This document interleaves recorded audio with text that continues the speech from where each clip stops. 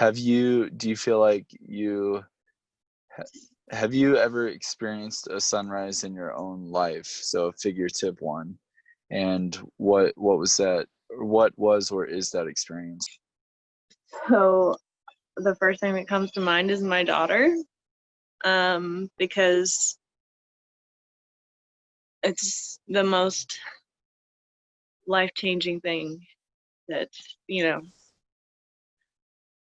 ever occurred in my life. Like, everything changed, which is kind of, you know, really visually what happens when the sun rises. Like, everything changes. Everything comes to life. It's like you understand so much more, and it just broadens your perspective. Or like in the dark, you can't, you know, you only know what you can like feel around you. All of a sudden, it's like your eyes are opened, and she just changed everything. Like, Yeah. I'm super emotional all the time. Everything is like life or death. I'm like driving to work going like, I have to be so careful, because what if something happens to me and she has to live her whole life without me, and like I won't be able to Yeah. do anything. Like, I worry all the time. Yeah. um but also, like, it changes the way that I feel about the way that I live my life. You Yeah. know, I want to do the best that I can to be a good example for her, which is really hard. Yeah. And I'll never live up to that. So I try to really give myself a lot of like forgiveness. Heavenly Father knows that we're here to learn. We're not supposed to be perfect yet. And that's, Yeah. I like talk about that a lot in church, because I feel like so many people in the church get really caught up in trying to be perfect already, because Yeah. that's kind of what we teach, is like to do your best all the time. But then it's like, you have to remember, Heavenly Father knows you. You're just a baby, you know, like Yeah. kids, and we go, oh, you know, it's like they're just learning. And Yeah. I think, like, I've been hearing a lot and experiencing some of my people that I'm close to that are dealing with a lot of depression, especially women, because they're feeling like they're not perfect yet. And I'm just like, of course you're not. Like, Yeah. who cares if you blow up at your kids? I'm not saying that that's a good thing. I'm Yeah. saying, like, that's part of life. Like, Heavenly Father Yeah. doesn't expect you to not ever, you know, do anything like that. Or he also doesn't want you to sit around feeling guilty about it to the point where you're miserable and then your family can't be happy. You know, it's like, Yeah. this is weird to say, but I think it a lot. Um, Being with someone that gave himself so much leeway in the way that he acted towards other Yeah. people has kind of changed the way that I feel about feeling guilty over things that shouldn't be. Yeah. It's like I can tell the difference between things that which I always knew, but I just feel it stronger. It's like, I guess it's also having dealt with real problems and then being like, this this is not a problem. Yeah. This is just every day. Like, calm down. Yeah. It it helps me to be like, this is important. This is what I know, you know, is like the way that you treat people is like the most important thing in life. Like, Mhm. that's what Heavenly Father wants, is for us to be able to lift each other up and, like, you know, experience joy, like, and in a pure way, like being happy, and just like feeling guilty and, you know, expressing that and like lingering on that Yeah. never helps anybody. Yeah. It just doesn't. All it does is slow us down and make us less productive and bring other people down with us, because that's where our thought process is going. And like, I don't know if you've ever watched or listened to The Secret. I have my mom and dad. Yeah. So my parents sent it to me for my birthday last year. Yeah. Started listening to it like every day. Like I watched the movie and then I started listening to the book on audio. Yeah. And I started thinking about, what did I really want? Yeah. What I want with my life. And that was when I realized, like, I started trying to plan and make like goals for the future. And I talked to my husband about it. I was like, I want to plan our future. I want to, start going in the right direction. I want to, which I had always wanted, but I wasn't like, as like, I wasn't good at setting goals. And so I was like, Yeah. this is, let's do this. Let's just dream together. You know what I mean? And he blew up. He yelled at me. He called me a high and mighty bitch. It was just this huge fight because he literally refused to even just like think about the future being positive with me. It was crazy. Yeah. And after that, when I realized how bad things really were, was when I decided, and because Caitlin was also like 2 seconds from starting to talk, and he couldn't even be in the room without like cursing around her. Yeah. I just decided that, you choose your life, like your thought process, your everything. Like, we choose what happens to us. We Yeah. choose to stay or not. Yeah. It was like one day it just clicked, and I was like, I have to get out of here. It's because honestly, it wasn't even safe. Like, he was bringing around some really scary people. He was getting in fights with really scary people. Yeah. And after I left, he had 2 really terrible, like, homeless drug addicts living in their backyard and coming in and leaving drug paraphernalia on the bathroom counter where his 2 sons were. Like, it Yeah. was really, really bad situation. But with my daughter, it was just time. And so it was Yeah. like, it came at the exact right time for me to like really start thinking about what was important and what I wanted me and my daughter's life to look like. And it made it possible really for me to change my thinking and be able to make a better environment for her. And like, at first it was really hard because I sing her to sleep every night, and I would sing, I'm a child of God. And it talks about having like loving parents, and I couldn't even sing it because I would cry. I would be like, I took her away from her parent. But then like, it's just perspective. If I think about Yeah. the fact that I took her away from an unhealthy situation and she gained 2 parents that are way more loving and, you know, better teachers than she had before. She gained a bonus parent, and both of them are, infinitely better for Yeah. her than the one she was with. It's like, why would I feel guilty about that? It's just, it's just hard. The hardest part was not being with my boys, and now they're talking about wanting to come live with me, and Yeah. I don't know how to legally make that happen. So it's been a lot. What's up, Chase? Sorry. Anyway, I'm gonna stop talking because it's just me. No, I want to say thank you first off for being so open and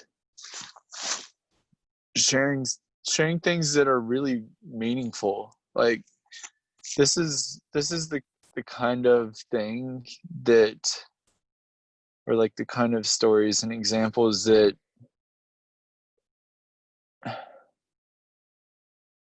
like it's about real stuff and real change and like real problems and real joy even. And the difference is like the way that our decisions make a difference, those things really really really matter. And it's hard because it's not easy to recognize. Sometimes you think it's just the environment around you and there's nothing you can do about it, um but the reality is we have choice. We can make decisions and make our lives better and call upon God's name to facilitate that. So i'm I'm amazed at what you've experienced and what you've learned. And I the funny thing is, like, I don't ever wish hard things or bad things on people, but at the same time, like, I know that they are so vital for continued growth, really, no matter where we're at in our existence. um, and so kind of what you were talking about when you referenced the post you saw the other day, having both the dark and the light. And I the contrast to me is what has become more important than ever. Like, I'm realizing more and more every day that the contrast is what, and not saying that we shouldn't seek after the light, but we shouldn't be so upset when life is hard, because God's teaching us something that we need Yeah. to make that light even brighter. And so I remember, Henry B. Eyring, he gave a talk called Mountains to Climb, and it's one of my favorite talks that I've ever listened to. It's about adversity, and he talks about this point where he was at in his life. He prayed. He said, "God, give me a greater challenge. Give me a mountain to climb." And he said, "Right, careful what you pray for," Right. because he got hit. Yeah, he got hit with one of the hardest things that he had ever dealt with up to that point in his life. And and he talked about, though, that adversity is like the excavation of our souls. And I really love that visual. So you just imagine this small pit, basically, and as much as you can fill that thing up with light, you just got it glowing. Let's say it's like as bright as you can have it in there. Adversity scoops out a big old chunk of the wall and just gives you more space to fill with light. And it's, to me, that visual is so cool, because it's all about expanding our understanding, expanding our depth of feeling, and becoming more than we ever were previously. And everyone is kind of in the process, but whether or not you decide to fill that space with light is different, and that only comes from connection to God, connection to your own heart, and connection to other people. And it's just like what you were saying with service, and how the thing that matters most in this life is really how we treat other people and treat ourselves, and not in any kind of selfish way, but like, God cares so much about our hearts that he's willing to put us through hell in order to give us the strongest heart possible. And to me, that's like, it sucks, it sucks, but it's also encouraging to know that you have a God and a creator who knows you so perfectly that he gave you these experiences. Like, he gave you Caitlin, he gave you parents that would help you to see just goodness, like what pure love looks like when you're coming from a place of just such heaviness and where it's so hard. And I'm I'm just really grateful that um, that you've gone through what you've gone through. And like I said, not that I wish that on anybody, but I'm grateful for how it's opening your eyes and your heart and just filling those places with light and with love. That's just so good. It's so good. Thank you. Yeah, so what is your interpretation of the word wholehearted, and who is somebody that represents being wholehearted to you?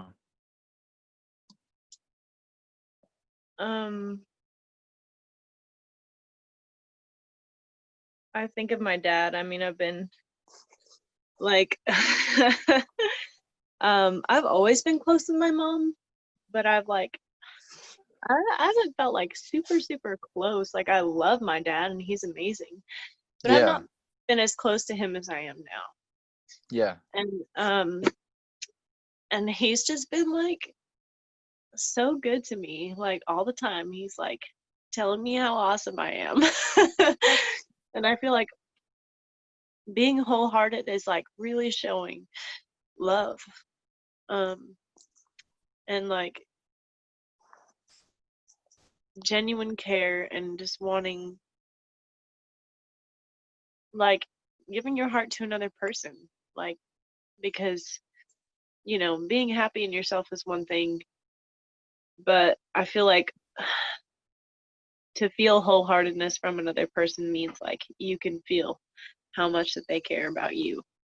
That's how I'm thinking of it right now anyways. And so I yeah, think of my dad. He's done so much for me, and he's been like really encouraging through all of this. And like, I mean, both my parents have been, but I'm used to feeling that from my mom. yeah, um I've never like spent as much time with my dad. He's always worked so hard that I like never saw him. And now yeah. I get up early and I get to see him every day before he leaves. And like Oh, we that's talk cool. more than we ever have before, Yeah, But also he knew about what was going on in my home before my mom did. And he called me every day just to like check up on me. And he was calling Bobby every day to see how he was doing and try to encourage him to do the right thing. And like he was yeah, like basically the only father figure that Bobby's ever had. yeah, He really was like, I'm here for you. I want you guys to be happy. I want to just like make sure that you're safe. And he was every day like praying for us and calling us and texting us and just like seeing how we're doing. And I would be on the phone with him like crying every day, or or just being like yeah, everything's fine. Um, but he, like, they came to visit. um, this was just a couple months before. Uh, I think it was about 4 months before I ended up coming home.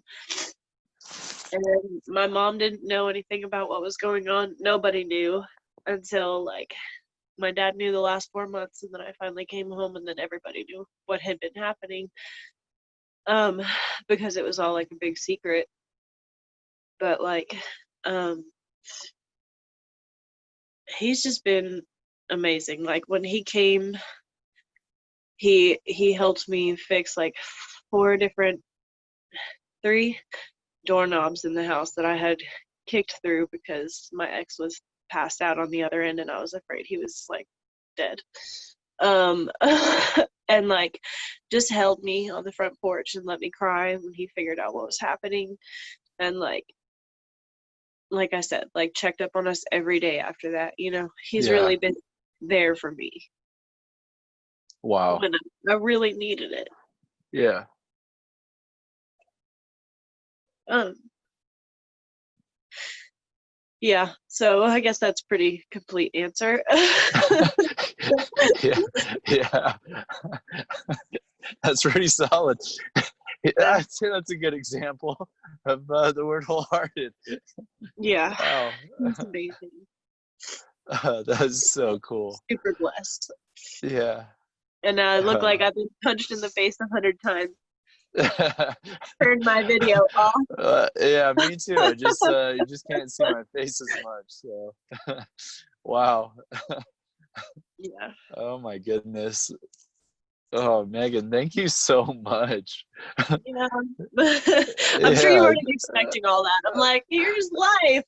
No, I'm so grateful though. And honestly, I thrive off of real conversations like this. Like it makes life so much more meaningful and rich whenever we can talk like this instead of it being like, oh no, things are good and this is, Yeah. and only highlight the good parts. Like the tough ones are just as important, you know. It's like we were talking about earlier. Yeah.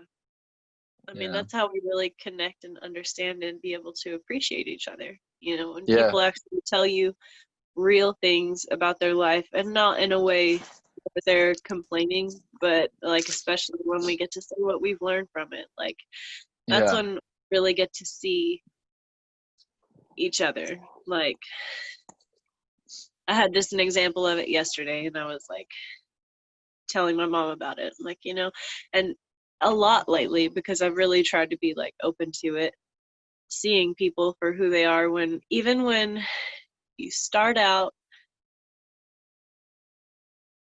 judging people. I know that sounds bad, but there was Yeah. this one girl that I started school and she just said something hateful about another girl and was just like, whatever, I don't care, you know. I Yeah. felt negatively towards her. And then by the end of the 6 months of school, she was, you know, one of my closest friends there, and I care about her. You know, Yeah. she's just young and she says silly things, Yeah. but I'm sure she'll learn. Yeah. She wants acceptance just like everybody else, but she, you know, hasn't always Yeah. figured out how to get all that yet. So Yeah. Oh, dang. That's really good of you. it Oh wasn't at man. first, Yeah. but thanks. Yeah. Yeah. Um, well, awesome.